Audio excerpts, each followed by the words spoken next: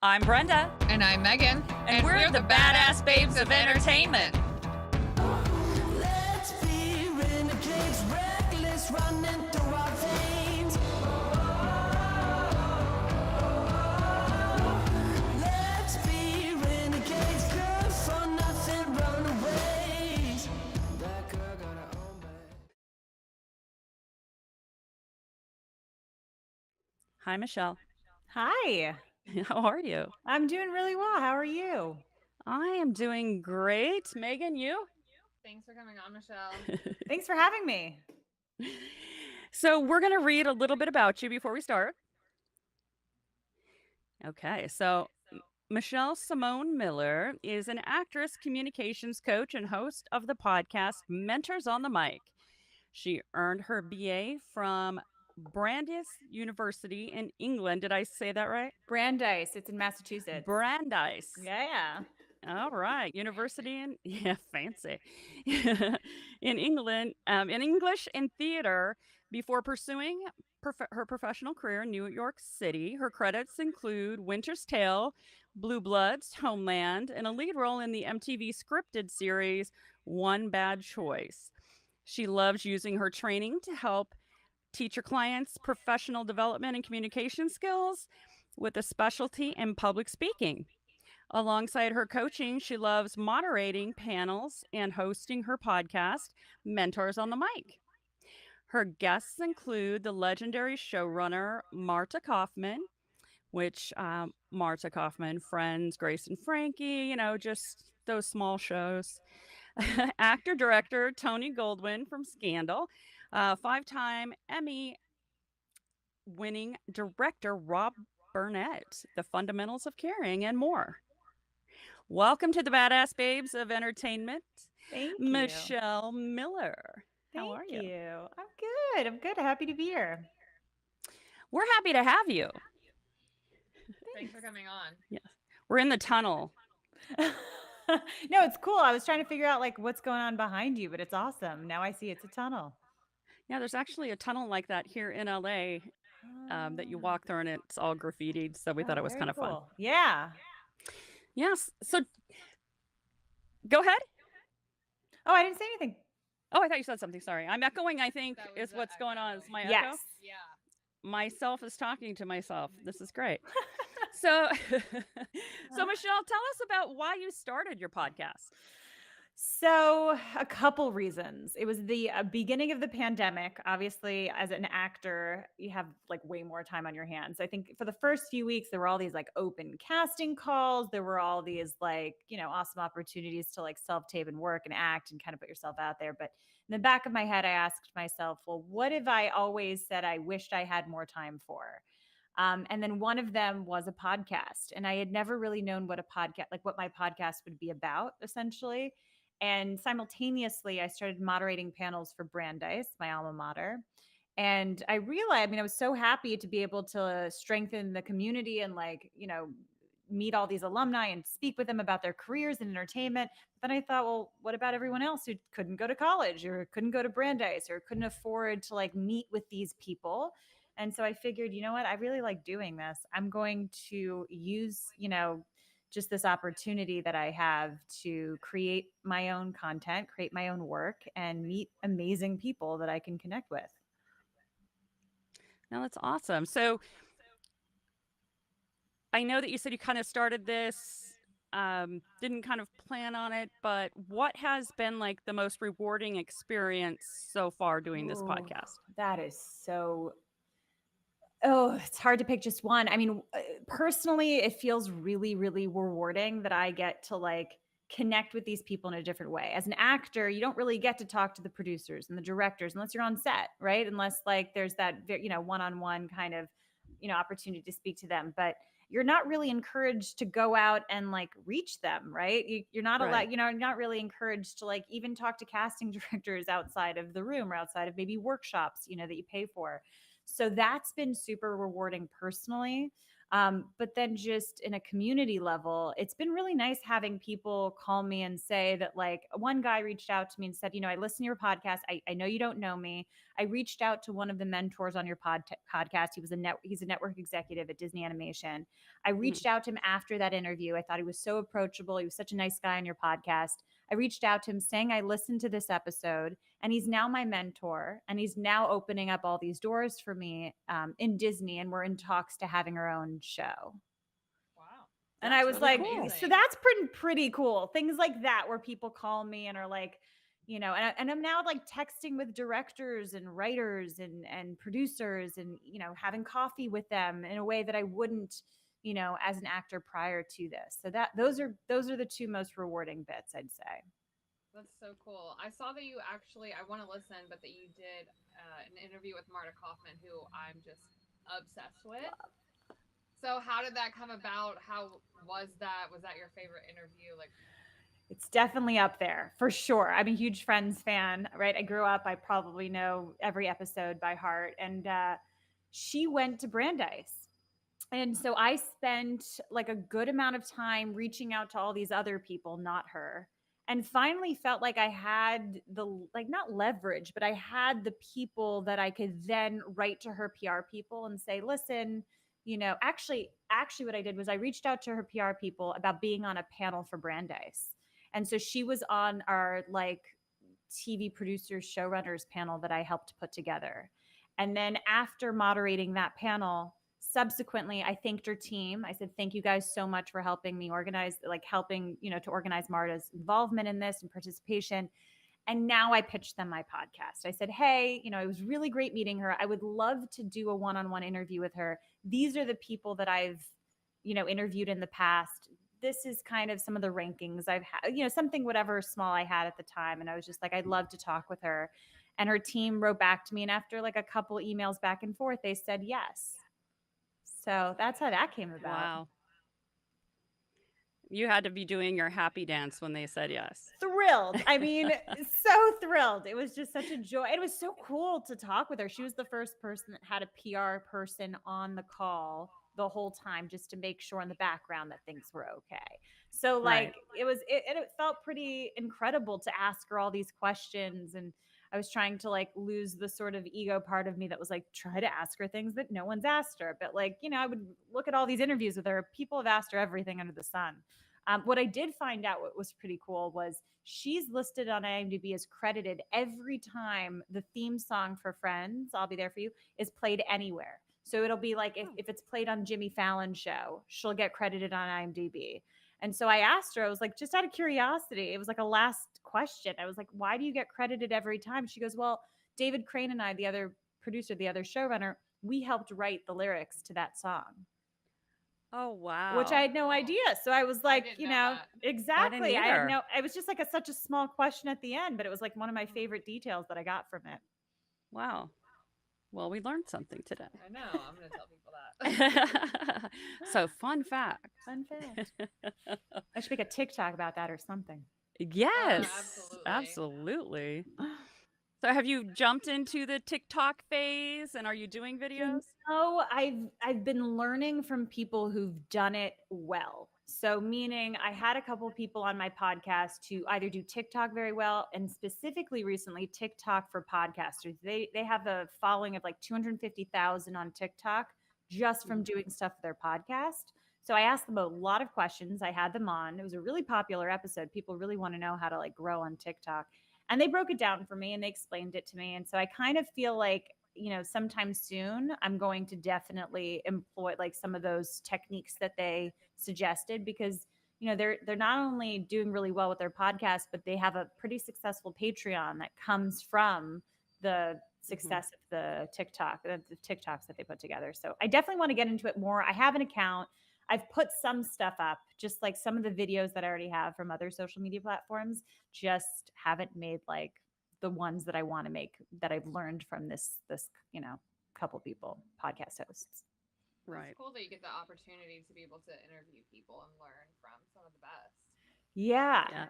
It's super incredible. Just, being able to reach out to people. Some people I've never met before. Most people I've never met before physically in real life. So it's all these, and especially with the pandemic, you have moments where, everything's virtual now, right? I get to talk to you guys. I'm in Brooklyn. You guys are in LA. So I'm able to talk to people who I normally wouldn't be able to just be like, can we just grab coffee? So Yeah. yeah. This is our virtual coffee with That's no right. coffee. With no coffee. We should have fixed that. Yes. One day we need to do that for sure. We love New York, so maybe we'll give us an Yes. excuse to have to come visit. Yes, come, please. Our show's sponsor today is Roasted Luxury. And this coffee is so freaking good. I can't even begin to tell you. You'll never have to leave home again for coffee. And it's organic, fair trade, and small business, which we love. This is a good thing. They offer honey processed coffee, which means that the coffee is naturally sweeter. So you badass babes can add less sugar and have that second or third cup without the guilt, which we also love. Go to roastedluxury.com and use promo code BABES15 for 15% off your entire order. And you can feel good about helping a local business person who is also a badass babe. Yes. So thanks so much to Roasted Luxury for being our very first sponsor on Badass Babes of Entertainment. Please. So how is the whole pandemic situation in New York right now? Is that surging again? There is a bit of a surge, actually. I'm not really paying too much attention to it, except for the fact that I still wear masks, everywhere indoors, and but I'm still seeing people. I feel like there's only so much that we can kind of stop ourselves. I don't know. But it is surging the last few weeks. I mean, there was a period of time. I'm Jewish and I celebrated Passover, and during Passover, I think I got 8 family members or something saying that they had COVID, so they couldn't come to a Wow. dinner, or a dinner had to be rescheduled. So it was a real thing for at least those 2-3 weeks. I think it's still something. I think it's still surging, but I'm not hearing quite as many cases. I wonder how many family members now are using that as an excuse when they don't want to go to a family function. Truth. Yeah. Right? It's so easy to be I've like, I'm got just the not feeling COVID. well. I just don't want, just in case, I don't want Yes. to bring anything. Well, yes. And then you'll be like, but they're rapid tests. And they'll be like, oh, I'm pretty Just in sure I case have there's it. some negative one, the false negatives, Right? I don't want to take the chance. That's a good one. I bet you lots of people will be using it during the holiday season. I think so. Yeah. Yeah. Got to make it work for us somehow, right? So I saw that you're a communications coach. I was curious what that means. Is that you're coaching people online, or is Yeah, so I have exactly mostly details? private clients, and then occasionally I do corporate workshops. But I work on everything from public speaking, on camera presence, storytelling for professionals mostly. Things like that. I think those are the ones I mainly focus on. Occasionally I do stuff on filler words, getting rid of the ums, the likes, the ers, the us, etc., or at least reducing them, not getting rid of them, I should say. The that's The my worst. the so's. I mean, we all do it. So that's why I say I prefer, calling it reduction of, because it's really difficult to cut them all out. And I also think it takes a little bit away from your personality if you take everything out. They're there also to give you a chance to breathe and slow down. So if you are finding yourself doing some ums and so's and your nose, all you have to do is kind of slow down, take your time, breathe more, and you feel a little bit more comfortable. But yeah. I like that. I'm sure that's really come in handy on your podcast. You probably don't have to edit as much.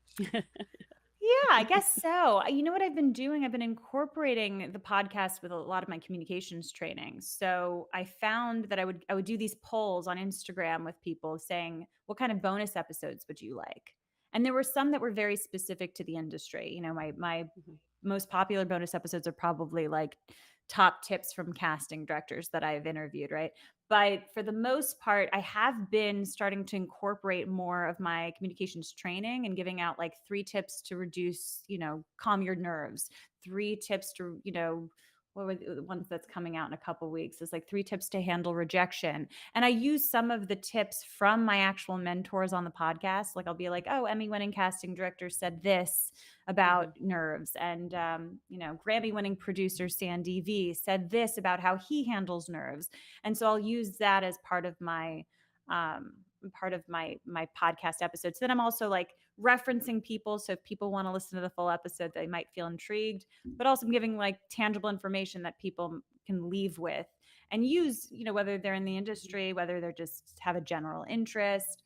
So I've been trying to figure out how to marriage the two, and that's been really helpful. At this point in time, I'm putting out one episode every Monday with a full interview, and then a bonus episode on every Friday. I saw that. I think that's pretty cool. The little bonus episode. Yeah. Yeah, I think that's really informative. Thanks. Really helpful. Thank you. Nice. Yeah, it was a recent favorite. I surprised. I never really do stories very much, but I figured people might want to know. I was trying something new. I did a story a couple of weeks ago about the time I was fired from my headshot photographer. So like a Oh, few that years one. ago, I I watched that. I put in a deposit for a photographer, and then he said that I sent him too many emails. I think I sent him 3, but he said I didn't trust him and I was too green, and he sent me back my deposit. And this is like a at the time pretty well known headshot photographer that I was paying a lot of money for. So I thought that was pretty weird and surprising. So I talked about that. And I've gotten so many messages from people being like, thank you for sharing that. And, so I might do a couple more story episodes too. We'll see. I think that's so helpful though, like knowing in the industry who to stay away from, what not to do. So I could see why that really resonates with people. Stories always resonate with people. Yeah. And how could he say you were green? Did he not look you up and see your credits? I thought I was pretty open about it, but I think the emails that I sent him were like, I had a conversation with my manager and she really wants me to have a commercial headshot. So I have to smile in the shot. So I just wanted to let you know. And so like things like that I guess show that I was really green, but like, like you said, you could have looked me up. I had like no professional credits at the time. So I don't know what that issue was, but he just felt like I was too green. And then I sent him a lot of things that he already knew. Like, I guess now looking back, of course he'll know that like a smiling headshot means commercial, but I didn't. That was a new thing for me that I just learned for the first time. So I just wanted to make sure to tell him that I needed that. I also said, my manager really wants me to get like girl next door, college student, babysitter, assistant, those type of roles. And he was like, I get it. Like, this is too many emails at this point. I was like, I'm pretty sure it was 3. Like, and just tell me, just say, hey, listen, we're good. It's fine. Trust me. I got you. None of that. He just said, here's your deposit back. You're too green for me. I think he did you a favor because why would you want to spend all that money and then he's rude in person and you're not getting the looks that you wanted to achieve? So 100%. Thank you. Yeah. Yep. Yeah, I think he did me a favor too. I agree. Yeah, because it could be the reverse. I've heard the horror stories of where people will just take your money and then they're like, oh, I wasn't happy with the headshots. And then the photographer didn't tell me, I had one eyebrow done, but the makeup artist forgot to do the other one. And they're like, now how do I handle it? And I'm like, oh, it's a lot of money to. It's a lot of money. It's an investment. People, need to know. I mean, I said on the episode too, my advice is always to meet with your photographer ahead of time, at least a Zoom call, because you want to see if you can connect. I once made the mistake of not meeting a headshot photographer before a session that I ended up going through with. She didn't, give me back my deposit or anything, but she was well known in the industry, one of the favorites. I mean, everyone recommended her. It was highly recommended. Friends of mine worked with her, loved her book, hated working with her. She kept saying things to me like, you have dead eyes. We need more behind your eyes. I need more behind your eyes. And I was like, I don't know how to translate that. I was like, I was like trying my best to be like, okay, I have a character. This is my character. But she had no idea how to connect with me. And I'm sure she can connect well with other people. So I'm not saying she's a bad headshot photographer, but I did not connect with her at all. And I had wished that I had met her ahead of time. So I always tell people, meet your photographer ahead of time, get an idea for if you connect well with them, before moving forward. That's great advice. It's a good point. Yeah, because it's different from DMing someone or just stalking them on Instagram to actually meeting them. Yeah. Yeah, I think actors sometimes need to take a bit more agency in their career and understand that if they're spending money on a headshot photographer, they can meet them. They can get an idea. I've had coffee with like 2 or 3 of my headshot photographers, and I had a great session with them. So, you know, you were allowed to do that. Great. Yeah, that's smart though. I'm curious, have you ever thought about moving to LA as far as acting? Do you love New York? Or are you more of a East Coast girl? I'm born and raised here. So all my family, my family's here, my friends are here. There have been moments that I've thought, hey, LA's great. But also like, okay, with New York, they have way more procedurals. That's what I love. I love a really good procedural. And yes, there's stuff in LA. I mean, it's always more in LA, but I think in my head, just the type of shows that are here are great. I've spent so long creating connections with casting directors here. Many have been on my podcast even. So it just would feel weird to have to get used to a completely new industry. So I always feel like, when someone wants to send me out there, I'm going. I'm there for a job. But yeah, I think You can I always think come hang with this us. is yeah.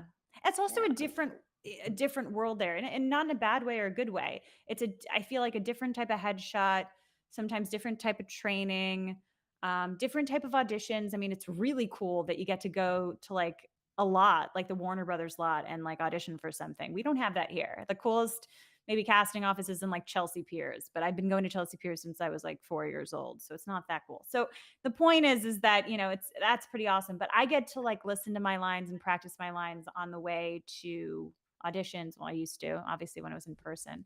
Now everything is at home, but for the most part, it's like I've always really enjoyed the life here. I also don't like driving, so Oh, that's my I love small driving. other thing. Yeah, see, it's a preference. I mean, I still love the city though. Anything Yeah. with the subway is just fun. Yeah. Yeah. Until Yeah. something weird happens on the subway, and then There's not always, so much. yeah, it's always something. Yeah. You Yeah. just kind of have to, either move to a different car, ignore it. There's just, it happens so often. Yeah. That's for sure. Yeah. Are we at the final question? Yeah. We are. So, for our final question we have for you is we would like you to do a shout out to a badass babe in your world who has helped you elevate yourself or just has really supported you on your journey.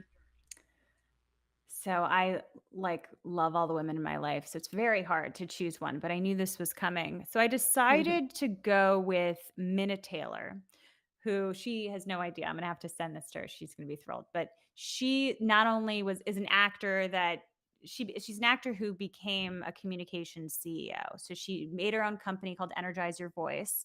And when I started thinking of getting into communications, she took me in on her team and trained me, gave me clients, gave me people, worked with me on curriculums. And so and she's coming out with a book soon. So definitely follow her and Minna Wow. Taylor at Energize Your Voice. But I think she's just so fabulous, so fantastic. The way she kind of taught me how to use my strengths as an actor to teach other people and to connect with them and go, okay, you want to learn about public speaking? Here's 7 improv games we can do. Here's 10 things we can do that relate to storytelling. So she's a badass babe. She's now going to be a published author. So I'm going to call out Minna Taylor.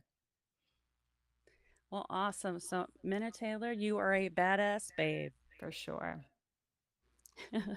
Well, Michelle, thank you so much. Thank you, Michelle. And for taking the time. And I know we had a few technical things going on earlier. Thanks for waiting.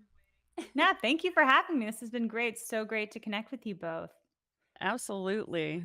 And hopefully one of these days it'll be in person, either in LA or New York. Yes, I'd love that. Let's do it. Let's do it. It would be fun. This podcast was produced by RSA Entertainment and Rogue Matter. Join the movement. Go Rogue. Bad girl with a good heart. Lost boy got a fresh start. And she's my gasoline. Slick chrome on the Mustang. Drop top, no we don't play. 'Cause I'm her nicotine.